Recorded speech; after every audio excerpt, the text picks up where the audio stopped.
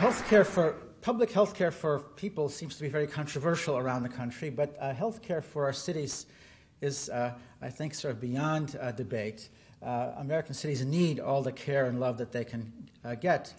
I want to thank the people who invited me, Ann Coulter, Kim, Christian, and perhaps others. I've known about Chattanooga for a long time. I've known Scott Watson for a long time. I've known some of the designers that have worked on your great places. I've collaborated with some of them, but I've never been to your town until today. And as I was given a wonderful tour today, I realized that I'm about to tell you what you already know. I'm not sure you will learn all that much new, but again, it's important to hear things several times so that they stick, and also so that you don't stop doing what you've been doing for the past 25 years, as Ellen mentioned. And so the sort of subtitle of my talk is then the importance of designing your city wisely and continue to keep doing it, as opposed to feeling confident about what you've done. Cities are extremely dynamic, and they change even quicker than humans do, though sometimes we doubt that fact. All right, so I'm going to start with a little bit of history about why it is difficult for Americans to appreciate cities and why we are now starting to do so and will continue to do so throughout the 21st century. I've just returned from Portland, and I found this sign, and I thought it would be a great starting place. I'm not sure that, actually, Portland is not weird at all, although I believe what they mean is here that they want to continue to be distinctive. Portland is actually a great environment. It has one of the, it's sort of mythic for its growth boundary that controls sprawl, at least to some extent. It has wonderful public spaces. It has a fabulous transit system. They are a bit weird about standing in long lines outside of what is called Voodoo Donuts. I'm not sure why that's the case, but other than that, I don't think Portland is weird at all. It's a great environment. Atlanta I find weird, actually. And I thought I might get a laugh down here, right? I'm not sure why my colleague is walking on the 10th floor of a parking garage to get to that building rather than on the street where people belong. If you Google Atlanta images, it's all about highways. I'm not sure why that's the case, why they're so proud of their highways as opposed to where people live and so forth. So I think that's weird. I think this is very weird. And this actually is... And it's I hate to admit it, this is sort of within a couple of miles of where I live. So there's a perfect 50 sort of Levittown-type house, and this family thought that they should, expand a bit. That's a bit weird, as opposed to Portland. Notice the kind of, not SUV, whatever it's called, SUV parked in the front. Sometimes, of course, Americans just forget about the house entirely and just get a big vehicle and call it a day there, and that's a bit weird, actually. But it's been long sort of placed in our public consciousness that cities are bad for you and something else is better. Mr. Henry Ford, actually, I suppose, thinking about things like this, right? Saying, we shall solve the problem of the city by leaving the city. And he was not the only one who voiced such an opinion. Here's American Progress, famous painting from the 19th century. What is American Progress doing? Look, with her laptop in hand, not yet wireless, I guess. What is she doing in this image? She's leaving St. Louis, is what she's doing. And, sort of, whatever, brushing heathens aside, she's going to make a better place somewhere else, in this case, most surely California. So what we've been doing as a culture is abandoning the very places we've built in order to follow a kind of a conceit that suggests that we can build something better somewhere else, newer, better, and so forth. That's not a very good way of being sustainable, even about a culture, much less about things like energy. So again, this kind of thinking actually has been more prolific in this country, especially during the late 19th, early 20th, and throughout the 20th century, although it's changing a bit right now. Here's one more. This is a government document. This is a government document by a department called the Resettlement Administration. President Roosevelt's on the heels of the Depression. The Resettlement Administration. And look at what it's telling Americans. Life by a square foot, in other words, life in cities, sucks. It doesn't quite say that, but you sort of get the point, right? And life by the acre is, of course, what the American dream is all about. And life by the acre has very little to do with, of course, what you've been building in downtown Chattanooga. And there it is. There's life by the kitchen acre.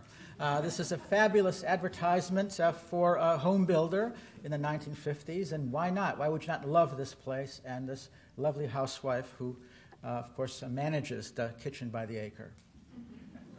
And even Dr. Seuss got into the routine as well. It's opener there in the wide open air, and that's where Americans have tended to go over the course of the past 200 years. But something is happening, and it's not just the economy, although it helps, actually. Something is happening to start to change this kind of mindset that Americans have grown up with and have acted upon.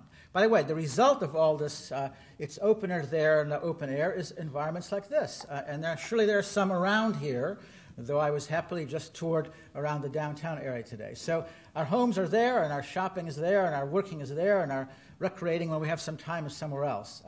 Not a particularly wonderful environment to share experiences or even to kind of move about efficiently.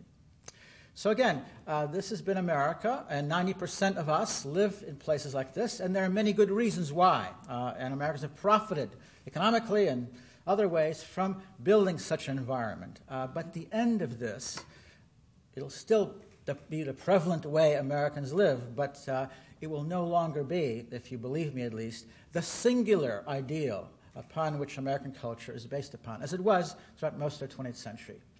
By the way, what about the city?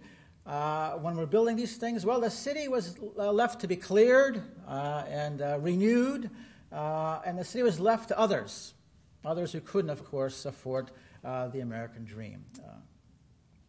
Some of you are old enough to remember something like this.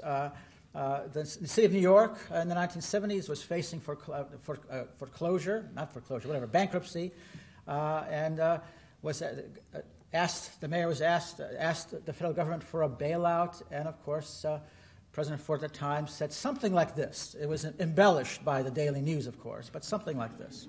So in the 1950s and 60s and 70s and 80s, the city was not a place to treasure.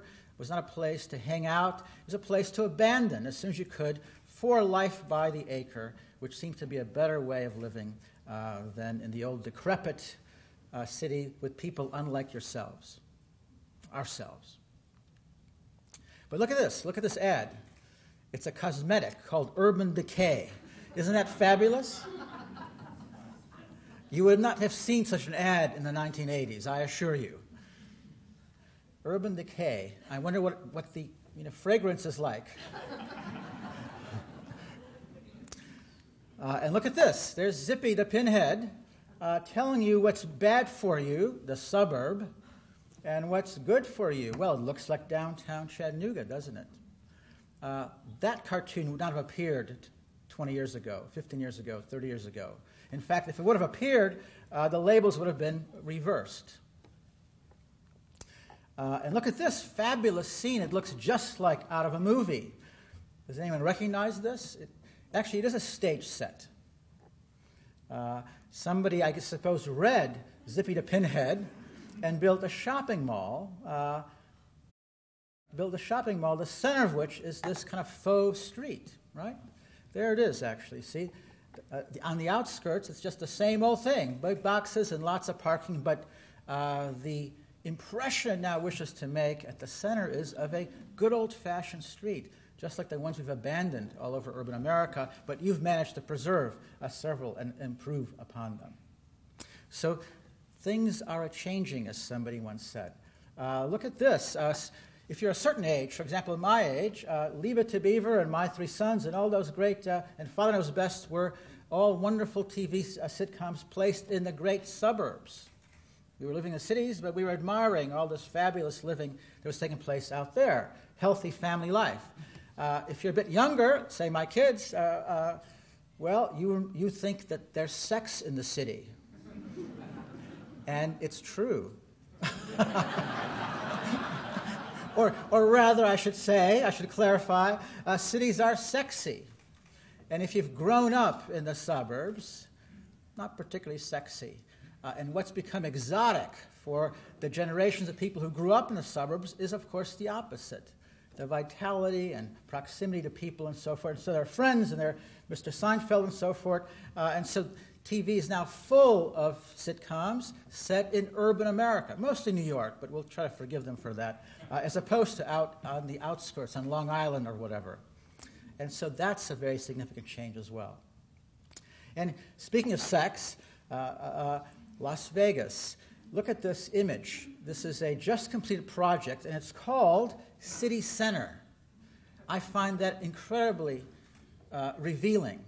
So the city is now a theme in Las Vegas, just like volcanoes or, Roman ruins and all the rest of it. The city is now a theme.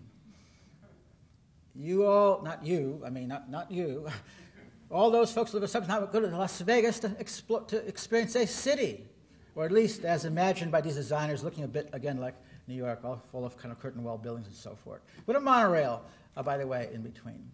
So again, it is. It's just not finished. You don't see it yet. It's not finished yet. Some of you may have gone to Las Vegas and have discovered a city at City Center. So, is the suburban dream, as Newsweek some years ago actually predicted, was bye-bye? Well, no. And yet, look at this ad, right? Metropolis as a perfume. And so I'm about to switch then from this little history lesson to tell you how to maintain health in our cities, even though, in our center cities, even though, of course, somewhere between 85 and 90% of Americans will still go out to the burbs. But if 10% more than half of 300 million choose the other, it's a significant number, which bodes very well for the maintenance and kind of resurrection, if you will, of our center cities.